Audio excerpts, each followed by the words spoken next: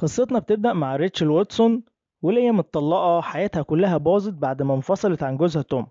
الطلاق سبب لها ألم شديد، ومعاه غرقت في الإدمان على الكحول لدرجة إنها سابت شغلها وما بقتش قادرة تكمل حياتها زي باقي الناس الطبيعيين. كل يوم على الله ريتشل بتركب القطر اللي رايح لنيويورك. رايحة فين يا ريتشل؟ رايحة نيويورك. جاية منين يا ريتشل؟ جاية من نيويورك. بس الغريب إنها ما بتسافرش عشان شغلها أو أي نيلة تانية، دي مجرد رحلة يومية بتعملها من غير هدف عشان تهرب من وحدتها. القطر في طريقه بيعدي على بيتها القديم، هناك بيعيش طليقها توم مع مراته الجديدة أنا وبنتهم الصغيرة.